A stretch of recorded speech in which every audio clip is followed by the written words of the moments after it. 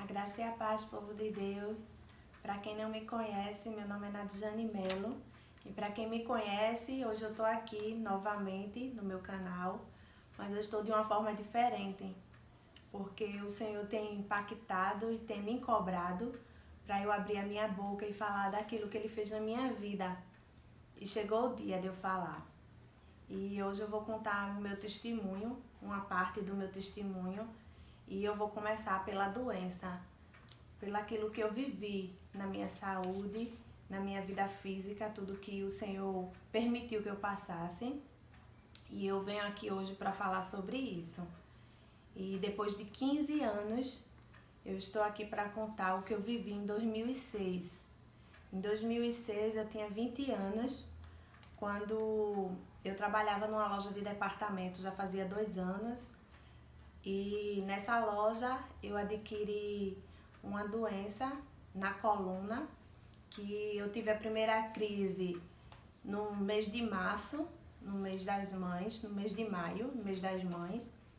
E eu tive uma crise no meio da loja, onde eu estava dobrando roupas de uma mesa e fiquei travada sem conseguir me mexer. E aí eu fui socorrida e me levaram para o hospital de urgência de ortopedia, que fica aqui em Recife, no Espinheiro. E chegando lá, o médico aplicou a injeção em mim e disse que eu teria que ter um repouso de 2 dias. E eu fiquei no repouso durante 2 dias e depois desse repouso eu voltei novamente a trabalhar. E quando eu voltei a trabalhar, trabalhei o mês de junho todo, que é o mês de festas de São João, que tem aqui na capital do Recife. E foi quando eu tive a minha segunda crise, depois do período de festa. E nessa segunda crise eu também fiquei do mesmo jeito, sem conseguir andar, com muitas dores. E aí eu fui levada para o hospital novamente. E quando eu cheguei no hospital, o médico tirou um raio-x da minha coluna e ele disse que a minha coluna estava com um pequeno desvio e que estava muito inflamada, e as dores que eu estava sentindo era da inflamação. E ele aplicou novamente uma injeção em mim e disse que eu procurasse um ortopedista. E o tempo foi passando e no mês de julho aqui é uma época de liquidação nos todos os shoppings, e a loja que eu trabalhava era no shopping. E aí eu não procurei o médico, mas em agosto, depois que eu comecei a sentir muitas dores, não conseguia mais me movimentar direito, andava sentindo dores, dormia sentindo dores, eu procurei um ortopedista. E o ortopedista, ele viu realmente que eu tinha um pequeno desvio e passou uma fisioterapia para mim.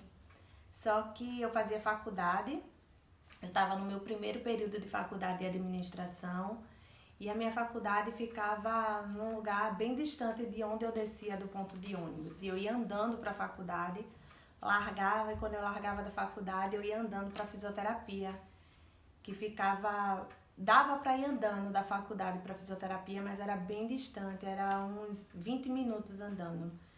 E aí eu fazia fisioterapia e depois eu ia trabalhar novamente. Quando eu saía da fisioterapia, eu ficava de 2 da tarde até 11 horas da noite em pé. E além de estar em pé, a gente trabalhava pegando peso, a gente não tinha acesso aos elevadores, porque só podia ter acesso ao elevador com carga. E com isso, a minha doença, ela acordou, o médico disse, com a fisioterapia. Então a fisioterapia, em vez de fazer o bem, ela começou a me prejudicar, porque a lordose, ela começou a girar, segundo o médico.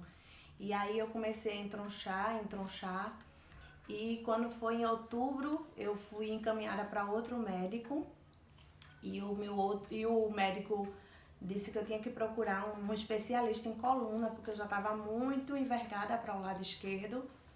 E eu procurei esse médico e o plano ele não era pelo plano. Eu fui para consulta particular, e quando eu cheguei lá ele olhou e disse que ia pedir um novo raio-x. E ele pediu um raio-x, e nesse raio-x ele verificou que eu já estava com a curvatura de 52 graus. E isso só fazia 3 meses que eu tinha descoberto a doença. E ele disse que a minha doença não tinha cura, a escoliose. Ele disse que ou eu ia fazer a cirurgia agora, ou eu ia fazer a cirurgia quando eu estivesse em cima de uma cama, porque Estava muito grande a minha curvatura e a inflamação da coluna estava grande por conta do esforço físico e não tinha mais solução.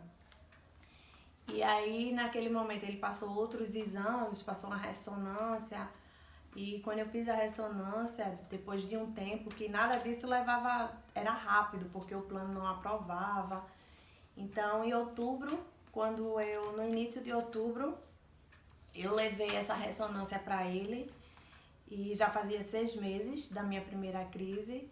E quando eu levei a ressonância para ele, ele disse que não tem jeito, você vai ter que se operar.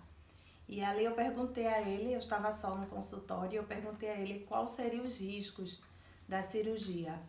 E ele disse que o primeiro risco era eu ter uma hemorragia e não ser controlada.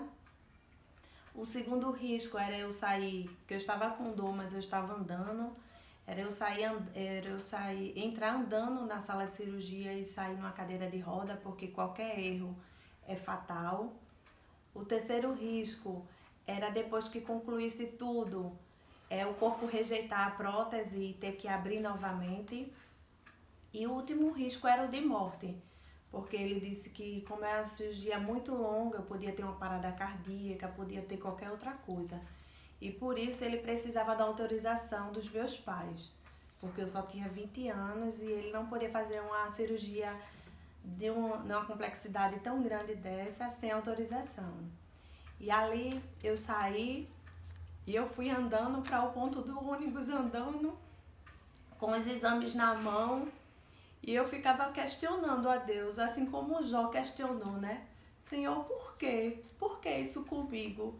Por que eu estou passando por tudo isso, Senhor? Logo agora que eu entrei na faculdade, eu estou cheia de sonhos. Por que o Senhor está permitindo tudo isso? E eu lembro que eu subi no ônibus ali louvando. Eu já era convertida, que eu me converti com 18 anos. Então eu já tinha 2 anos de convertida. E eu subi no ônibus ali louvando ao Senhor. Eu me lembro que eu louvava aquela música: Deus cuida de mim, na sombra das suas asas, Deus cuida de mim. E ali as pessoas no ônibus ficaram olhando para mim, e a cobradora olhando para mim assim, eu passei chorando, e eu sentei, eu só tinha forças para louvar a Deus. E quando eu cheguei em casa, eu contei a notícia à minha mãe e ao meu pai, e eles perguntaram a mim: você quer fazer a cirurgia? E ele disse que não tem jeito, que eu tenho que fazer de todo jeito. E eles disseram: se você quer, a gente autoriza. E ali a gente foi para o consultório, eles autorizaram a cirurgia. Foi um processo também para o plano autorizar, porque a minha prótese tinha que ser de titânio por se tratar de coluna. E ali ele tinha solicitado a prótese e o valor inicial era 85 mil do material. E o plano, como era um plano empresarial que era pago pela empresa, o plano não queria cobrir. E foi uma luta com a empresa, com o plano, para poder eles assumirem e cobrirem essa cirurgia. Mas enfim, chegou o dia. E no dia da cirurgia, eu lembro que eu cheguei ali para me internar pela manhã e eu estava muito esperançosa que Deus ia fazer um milagre na minha vida antes de eu entrar na sala de cirurgia. Mas aí, quando deu 11 horas da manhã, o meu pastor chegou lá no quarto e ele disse: Nadjane, vamos orar antes de você colocar a roupa. E quando a gente foi orar, ele disse: Senhor, usa a mão dos médicos, vai lá, Senhor, curando ela através dos médicos, porque o Senhor deu sabedoria aos médicos, vai fazendo tudo conforme a tua vontade. E ali eu comecei a chorar, porque ali eu tive a certeza que Deus não tinha me curado antes da minha cirurgia. E ali a ficha caiu, que realmente eu ia ter que entrar na sala de cirurgia. E eu entrei ali na sala de cirurgia muito nervosa, chorando. Mas entrei na sala de cirurgia e eu lembro que a anestesista perguntou a mim: qual é a única coisa que você não quer que aconteça?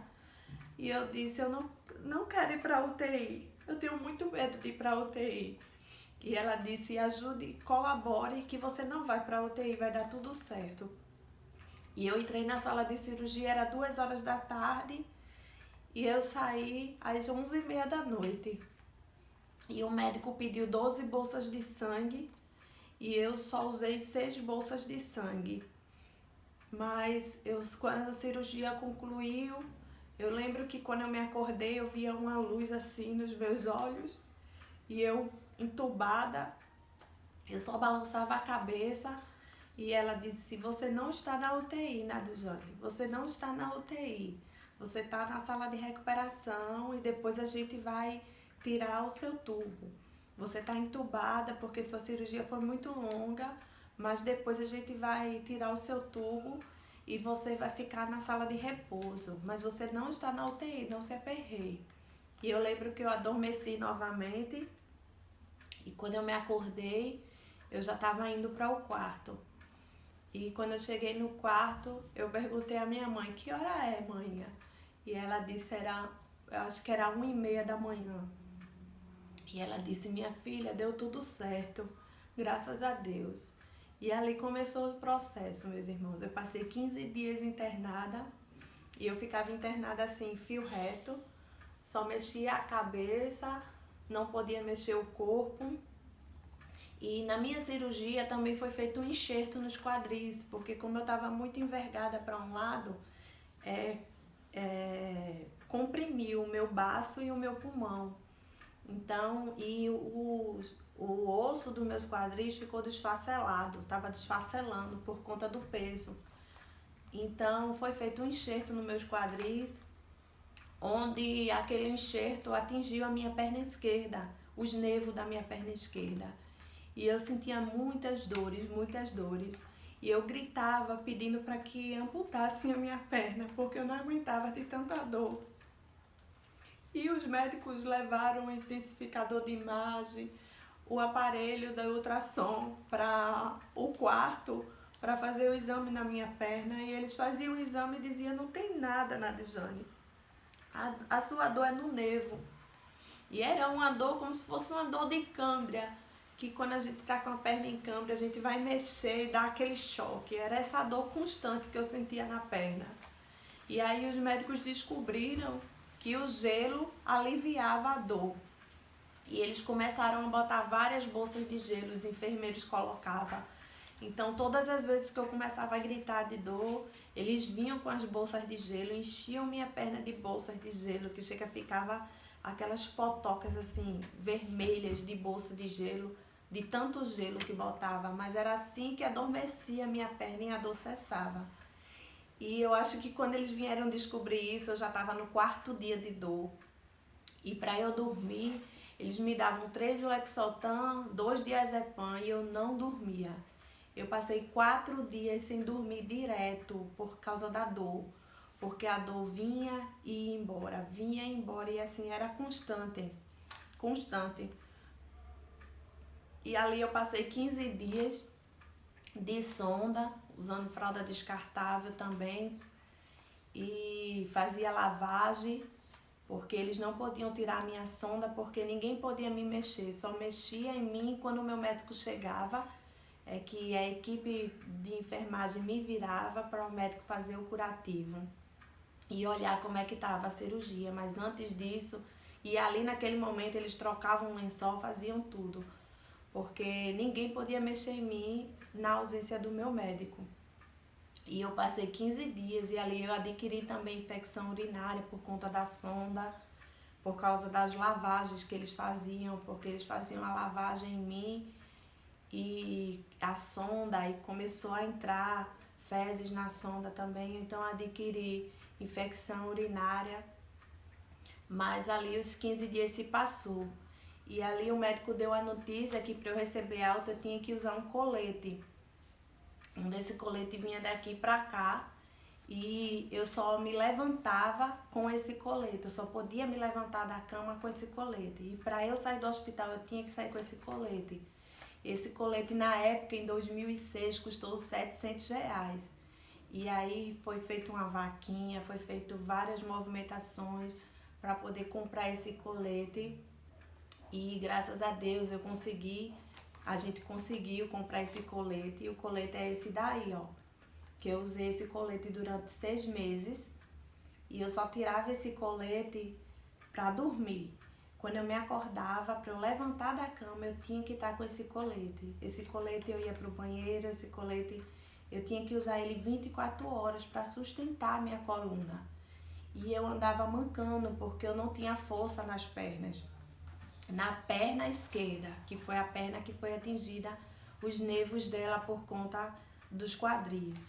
E ali eu passei um processo de hidroterapia para aprender a andar novamente, para aprender a ter força nas pernas, no corpo, porque eu andava mancando, porque o meu corpo já estava tão envergado nesses 6 meses, que mesmo depois da cirurgia, eu andava mancando, porque a minha perna esticou, mas o meu corpo se aprumou, mas eu não estava mais acostumada a andar reto. Então eu andava mancando. Então eu fiz hidroterapia, fiz fisioterapia e depois de 1 ano e 6 meses eu fiquei curada, assim. A coluna estava reta, eu estava sem colete, eu voltei a trabalhar e eu coloquei 12 parafusos, duas barras de titânio e uma haste. E é essa daí.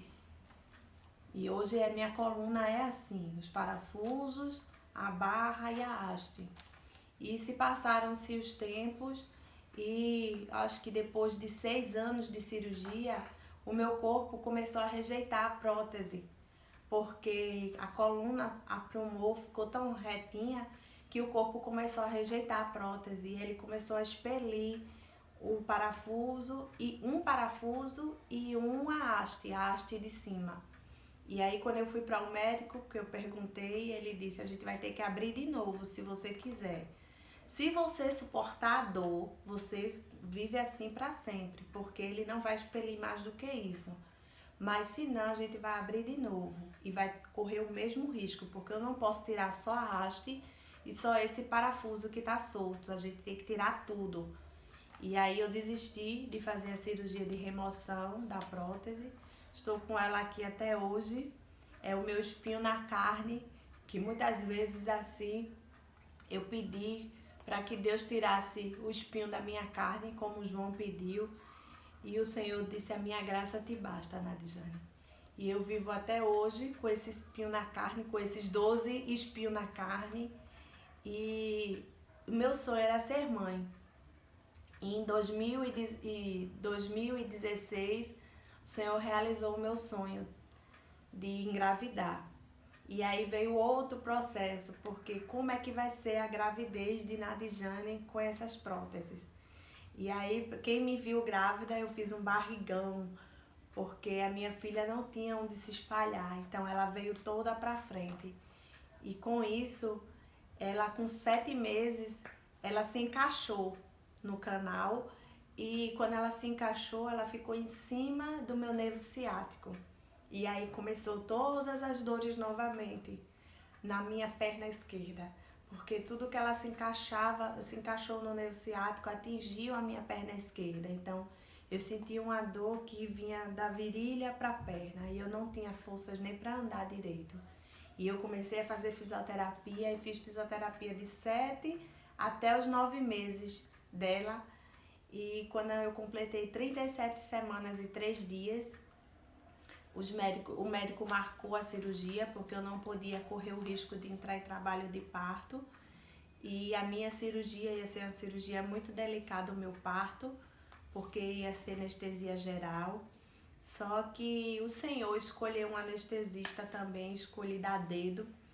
E essa anestesista disse: Nadijane, a gente vai preparar toda a cirurgia para uma cirurgia com anestesia geral.